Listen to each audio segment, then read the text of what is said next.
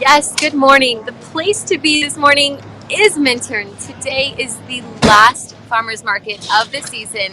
And joining me today, I have Cindy Krieg, who runs this whole thing. So thanks for coming on this morning. Thank you for having me. I know you're busy right now. Everyone's kind of getting set up, but we chose to stand right in front of the Valley's most famous food trucks. I love the corn and the mini donuts. So what are the food trucks we can expect here? Absolutely. So today we will have, of course, you just mentioned the mini donut truck, which is quite popular.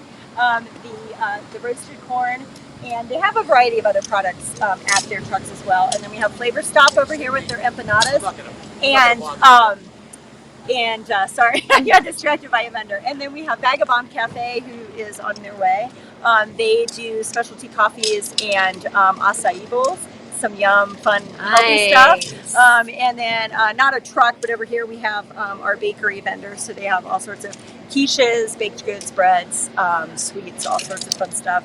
So this is our food section over here, and then we have kind of goes beyond there. We have the honey vendor, and it starts getting into other products as well over there. Yeah, so perfect opportunity to come get a bite for breakfast or lunch. But there's tons of vendors for clothing and jewelry, and we also have fresh produce. Let's talk a little bit about the produce since it is a farmer's market. Absolutely. So we do have one produce stand. Our produce is from Austin Family Farms, but it's represented by All the Good Stuff, who is a local company here out of Edwards. You guys are probably familiar, but All the Good Stuff is here representing them and selling their produce, and they also work with the community on CSA programs and things like that. So they are wonderful. They are right almost kind of near the entrance to the market, so it's easy to find the produce if you're coming for that.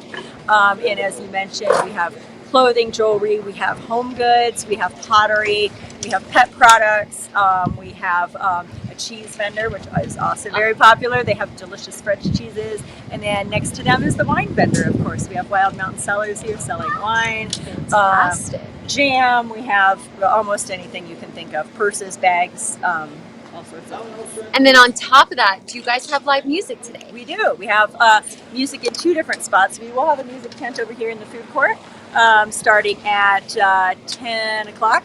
And then at 9:30 over at the main entrance to the market, we have kind of our main music tent. So we'll have music going at both ends of the market today by wonderful local musicians. And we also have a face painter coming today too, so we'll have face painting for the kids. And can we expect the climbing wall again? Unfortunately, not today. Okay. I know, the climbing wall is a big hit. Eagle Climbing and Fitness has been a fantastic partner, and climbing wall is super fun for kids and adults. Yes. But they unfortunately were overbooked today, and so they were not able to be here today. But So the whole market's 9 to 2.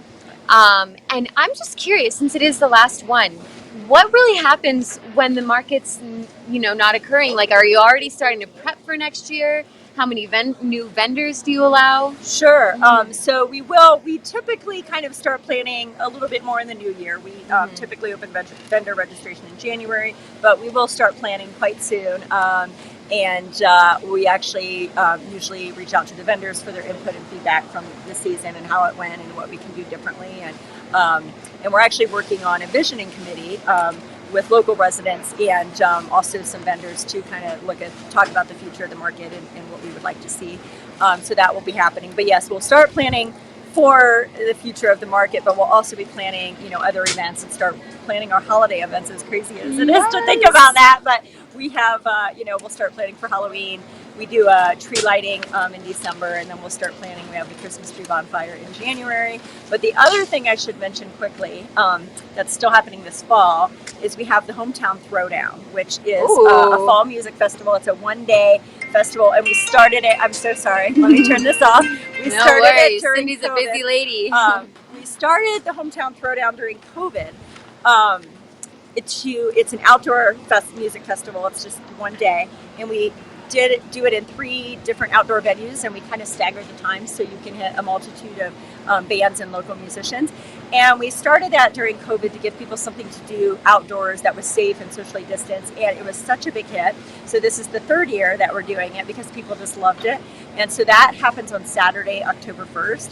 And we're still finalizing the exact schedule and the lineup, but you can visit minturn.org for more information on that, and that'll be on October 1st. Awesome. So mark your calendars. But before that, come by the Come market to the today. market. Yes. 9 And to fun 2. fact, this was the first farmers market in the valley, so it really holds a lot of heart and spirit. So come check it out. The weather is going to be beautiful. It's going to be not beautiful. a cloud in the sky. So we hope to see you here 9 to 2. Thanks so much, Cindy. Thank you.